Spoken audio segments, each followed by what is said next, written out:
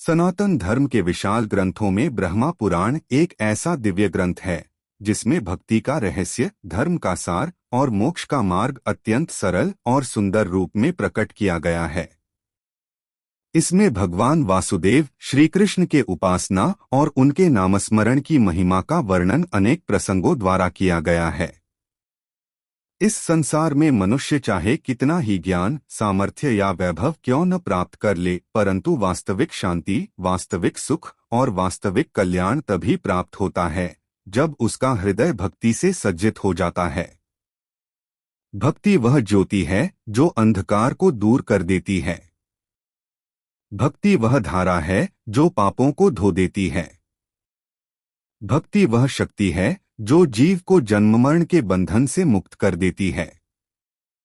इसी भक्ति की महिमा को प्रकट करने वाला एक अत्यंत अद्भुत प्रसंग आज हम ब्रह्मा पुराण के माध्यम से श्रवण करने जा रहे हैं।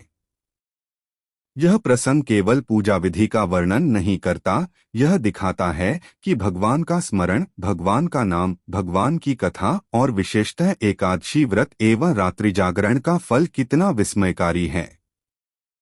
कहते हैं, जिस मनुष्य के जीवन में भक्ति प्रवेश कर जाती है उसके लिए स्वर्ग भी दुर्लभ नहीं, मोक्ष भी दुर्लभ नहीं और भगवान की प्राप्ति भी असंभव नहीं। आज की कथा केवल ज्ञानी, धर्मात्मा या उच्च कुलों के लिए नहीं है। यह कथा बताती है कि ईश्वर की भक्ति में किसी जाति, पद या अवस्था का कोई बंधन नहीं होता। भगवान का नाम सबके लिए समान है, उनकी कृपा सबके लिए समान है। इस अध्याय में हम एक ऐसे चांडाल की कथा सुनेंगे जो समाज में सबसे नीचे माने जाने वाले वर्ग से था, परंतु उसका हृदय भक्ति से इतना उज्ज्वल था कि उसने अपनी सत्यनिष्ठा, अपना समर्पण और अपना प्रेम देकर एक ब्रह्म राक्षस तक का उद्धार कर दिया। यह प्रसंग हमें यह समझाता है कि भगवान भक्ति को देखते हैं, जन्म को नहीं। वे भाव को देखते हैं, आचरण को नहीं। वे प्रेम को देखते हैं, बाहरी रूप को नहीं। भक्त कितना महान है, यह उसके हृदय की निर्मलता से मापा जाता है। अब इसी महिमामयी कथा का आरंभ होता है। मुनियों ने कहा, महर्षि, हमने भगवान श्री कृष्ण का अद्भुत महात्म्य सुना। वह सब पापों को दूर करने वाला, पुण्यमय, धन्य एवं संसार बंधन का नाश करने वाला है। महामुने, श्री वासुदेव के पूजन में संलग्न रहने वाले मनुष्य उनका विधिपूर्वक भक्तिभाव से पूजन करके किस गति को प्राप्त होते हैं? व्यास जी बोले, मुनिवरों, तुमने बहुत अच्छी बात पूछी है। यह वैष्णवों को सुख देने वाला विषय है, ध्यान देकर सुनो। वैष्णवों के लिए स्वर्ग और मोक्ष दुर्लभ नहीं है। वैष्णव पुरुष जिन जिन दुर्लभ भोगों की अभिलाषा करते हैं उन सबको प्राप्त कर लेते हैं।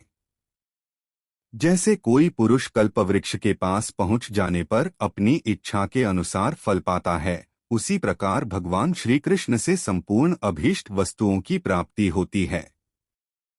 भक्त मनुष्य श्रद्धा और विधि के साथ जगतगुरु भगवान वासुदेव का पूजन करके धर्म, अर्थ, काम और मोक्ष चारों पुरुषार्थों के फलस्वरूप स्वयं भगवान को प्राप्त कर लेते हैं। जो लोग सदा भक्तिपूर्वक अविनाशी वासुदेव की पूजा करते हैं उनके लिए तीनों लोकों में कुछ भी दुर्लभ नहीं है।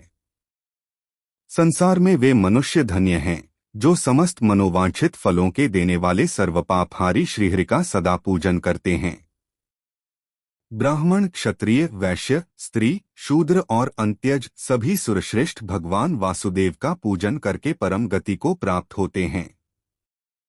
दोनों पक्षों की एकादशी को उपवास पूर्वक एकाग्रचित्त हो विधिपूर्वक स्नान करके धुले हुए वस्त्र पहने, इंद्रियों को अपने काबू में रखे और पुष्प, गंध, धूप, दीप, नैवेद्य, नाना प्रकार के उपहार, जप, होम, प्रदक्षिणा, भांति भांति के दिव्य स्तोत्र, मनोहर गीत, वाद्य, दंडवत प्रणाम तथा जय शब्द के उच्चारण द्वारा श्रद्धापूर्वक भगवान विष्णु की विधिवत पूजा करे।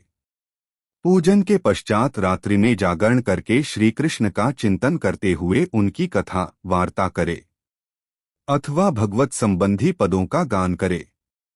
यूं करने वाला मनुष्य भगवान विष्णु के परम धाम को जाता है, इसमें तनिक भी संदेह नहीं है। मुनियों ने पूछा, महामुने, भगवान विष्णु के लिए जागरण करके गीत गाने का क्या फल है? उसे बताइए। उसका श्रवण करने के लिए हमारे मन में बड़ी उत्कंठा है। व्यास जी बोले, मुनिवरों, भगवान विष्णु के लिए जागरण करते समय गान करने का जो फल बताया गया है, उसका क्रमशः वर्णन करता हूँ, सुनो। इस पृथ्वी पर अवंती नाम से प्रसिद्ध एक नगरी थी, जहाँ शंख, चक्र और गदा धारण करने वाले भगवान विष्णु विराजमान थे। उस नगरी के किनारे एक चांडाल रहता था, जो संगीत में कुशल था। वह उत्तम वृत्ति से धन पैदा करके कुटुंब के लोगों का भरण पोषण करता था। भगवान विष्णु के प्रति उसकी बड़ी भक्ति थी। वह अपने व्रत का दृढ़तापूर्वक पालन करता था। प्रत्येक मास की एकादशी तिथि को वह उपवास करता और भगवान के मंदिर के पास जाकर उन्हें गीत सुनाया करता था। वह गीत भगवान विष्णु के नामों से युक्त और उनकी अवतार कथा से संबंध रखने वाला होता था। गांधार, षड्ज, निषाद, पंचम और धैवत आदि स्वरों से वह रात्रि जागरण के समय विभिन्न गाथाओं द्वारा श्री विष्णु का यशोगान करता था। द्वादशी को प्रातःकाल भगवान को प्रणाम करके अपने घर आता और पहले दामाद, भांजे और कन्याओं को भोजन कराकर पीछे स्वयं सपरिवार भोजन करता था। इस प्रकार विचित्र गीतों द्वारा भगवान विष्णु की प्रसन्नता का संपादन करते हुए उस चांडाल की आयु का अधिकांश भाग बीत गया।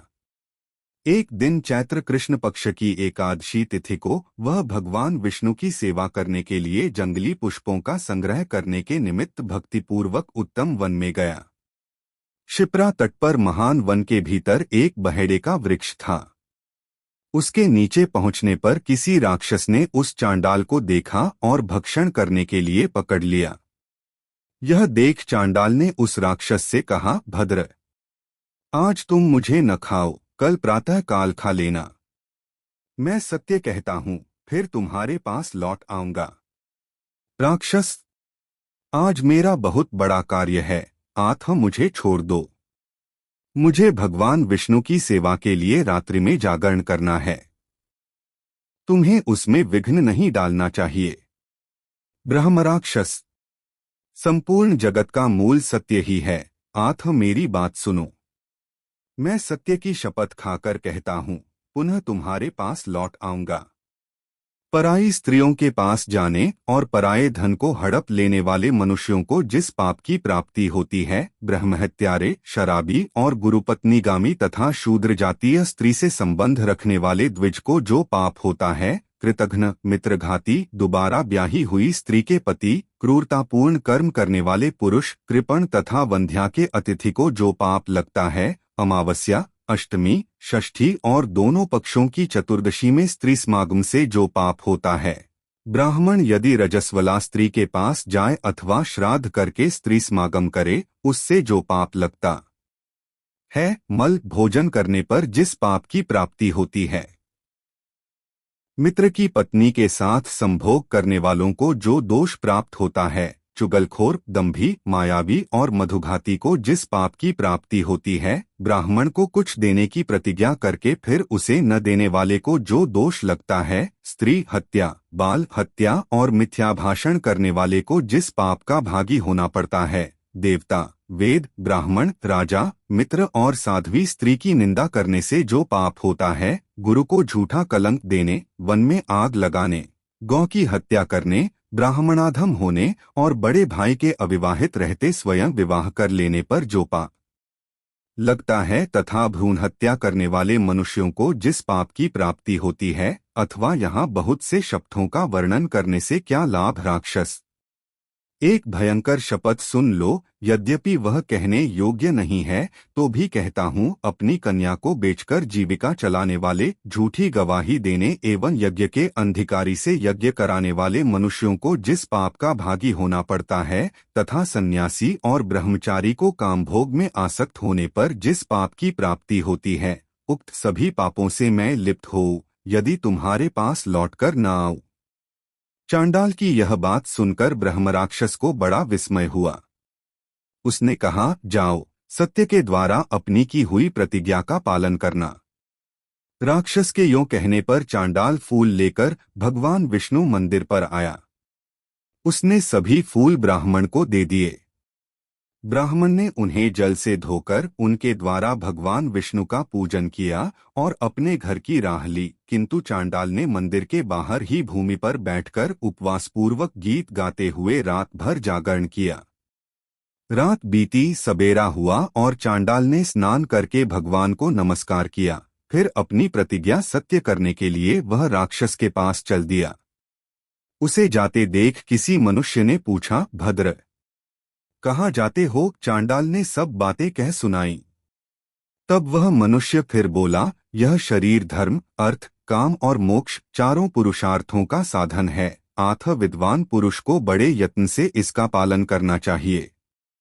मनुष्य जीवित रहे तो वह धर्म, अर्थ, सुख और श्रेष्ठ मोक्ष गति को प्राप्त कर लेता है। जीवित रहने पर वह कीर्ति का भी उपार्जन करता है। संसार में मरे हुए मनुष्य की कोई चर्चा ही नहीं करता। उसकी बात सुनकर चांडाल ने युक्तियुक्त वचनों में उत्तर दिया, भद्र, मैंने शपथ खाई है। अतः सत्य को आगे करके राक्षस के पास जाता हूँ। तब उस मनुष्य ने फिर कहा, साधो, तुम ऐसी मूर्खता क्यों करते हो? क्या तुमने मनुजी का यह वचन नहीं सुना है, गौ, स्त्री और ब्राह्मण की रक्षा के लिए विवाह के समय, रति के प्रसंग में, प्राण संकट काल में, सर्वस्व का अपहरण होते समय इन 5 अवसरों पर असत्य भाषण से पाप नहीं लगता। उस मनुष्य का कथन सुनकर चांडाल ने पुनः उत्तर दिया, आपका कल्याण हो, आप ऐसी बात मुंह से न निकालें। संसार में सत्य का ही आदर होता है। भूतल पर जो कुछ भी सुख सामग्री है वह सत्य से ही प्राप्त होती है। सत्य से ही सूर्य तपता है, सत्य से ही जल में रस की स्थिति है, सत्य से ही आग जलती और सत्य से ही वायु चलती है। मनुष्यों को सत्य से ही धर्म, अर्थ, काम और दुर्लभ मोक्ष की प्राप्ति होती है, अतः सत्य का परित्याग न करे। लोक में सत्य ही परब्रह्म है, यज्ञों में भी सत्य ही सबसे उत्तम है तथा सत्य स्वर्ग से आया हुआ है, इसलिए सत्य को कभी नहीं छोड़ना चाहिए। यूं कहकर वह चांडाल उस मनुष्य को चुप कराकर उस स्थान पर गया जहां प्राणियों का वध करने वाला ब्रह्मराक्षस रहता था। चांडाल को आया देख ब्रह्मराक्षस के नेत्र आश्चर्य से चकित हो उठे। उसने सिर हिलाकर कहा, महाभाग, तुम्हें साधुवाद, तुम वास्तव में सत्य वचन का पालन करने वाले हो। तुम तो सत्य स्वरूप हो। मैं तुम्हें चांडाल नहीं मानता। तुम्हारे इस कर्म से मैं तुम्हें पवित्र ब्राह्मण समझता हूँ। तुम्हारे मुख में कल्याण का निवास है। अब मैं तुमसे धर्म संबंधी कुछ बातें पूछता हूँ, बताओ। तुमने भगवान विष्णु के मंदिर में कौन सा कार्य किया? मातंग ने कहा, सुनो, मैंने मंदिर के नीचे बैठकर भगवान के सामने मस्तक झुकाया और उनका यशोगान करते हुए सारी रात जागरण किया। ब्रह्मराक्षस ने फिर पूछा, बताओ, तुम्हें इस प्रकार भक्तिपूर्वक विष्णु मंदिर में जागरण करते कितना समय व्यतीत हो गया? चांडाल ने हंसकर कहा, राक्षस, मुझे प्रत्येक मास की एकादशी को जागरण करते 20 वर्ष व्यतीत हो गए। यह सुनकर ब्रह्म राक्षस ने कहा, साधो, अब मैं तुमसे जो कुछ कहता हूँ वह करो। मुझे एक रात के जागरण का फल अर्पण करो। महाभाग, ऐसा करने से तुम्हें छुटकारा मिल जाएगा, अन्यथा मैं 3 बार सत्य की दुहाई देकर कहता हूँ कि तुम्हें कदापि नहीं छोड़ूंगा। यूं कहकर वह चुप हो गया। चांडाल ने कहा, निशाचर, मैंने तुम्हें अपना शरीर अर्पित कर दिया है, अतः अब दूसरी बात करने से क्या लाभ? तुम मुझे इच्छानुसार खा जाओ। तब राक्षस ने फिर कहा, अच्छा, रात के 2 ही पहर के जागरण और संगीत का पुण्य मुझे दे दो। तुम्हें मुझ पर भी कृपा करनी चाहिए। यह सुनकर चांडाल ने राक्षस से कहा, यह कैसी बेसिर पैकी बात करते हो? मुझे इच्छानुसार खा लो, मैं तुम्हें जागरण का पुण्य नहीं दूंगा। चांडाल की बात सुनकर ब्रह्मराक्षस ने कहा, भाई, तुम तो अपने धर्म कर्म से सुरक्षित हो। कौन ऐसा अज्ञानी और दुष्ट बुद्धि का पुरुष होगा जो तुम्हारी ओर देखने, तुम पर आक्रमण करने अथवा तुम्हें पीड़ा देने का साहस कर सके। दीन, पापग्रस्त, विश्व विमोहित, नरक पीड़ित और मूढ़ जीव पर साधु पुरुष सदा ही दयालु रहते हैं। महाभाग, तुम मुझ पर कृपा करके एक ही याम के जागरण का पुण्य दे दो अथवा अपने घर को लौट जाओ। चांडाल ने फिर उत्तर दिया, न तो मैं अपने घर लौटूंगा और न तुम्हें किसी तरह एक याम के जागरण का पुण्य ही दूंगा। यह सुनकर ब्रह्मराक्षस हंस पड़ा और बोला, भाई, रात्रि व्यतीत होते समय जो तुमने अंतिम गीत गाया हो उसी का फल मुझे दे दो और पाप से मेरा उद्धार करो। तब चांडाल ने उससे कहा, यदि तुम आज से किसी प्राणी का वध न करो तो मैं तुम्हें अपने पिछले गीत का पुण्य दे सकता हूँ, अन्यथा नहीं। बहुत अच्छा कहकर ब्रह्मराक्षस ने उसकी बात मान ली। तब चांडाल ने उसे आधे मुहूर्त के जागरण और गान का फल दे दिया। उसे पाकर ब्रह्मराक्षस ने चांडाल को प्रणाम किया और प्रसन्न होकर तीर्थों में श्रेष्ठ पृथुदक तीर्थ की ओर चल दिया। वहां निराहार रहने का संकल्प लेकर ब्रह्मराक्षस ने प्राण त्याग दिया। उस गीत के फल से पुण्य की वृद्धि होने के कारण उसका उस राक्षस योनि से उद्धार हो गया। पृथुदक तीर्थ के प्रभाव से दुर्लभ ब्रह्मलोक में जाकर उसने 10,000 वर्षों तक वहां निर्भय निवास किया।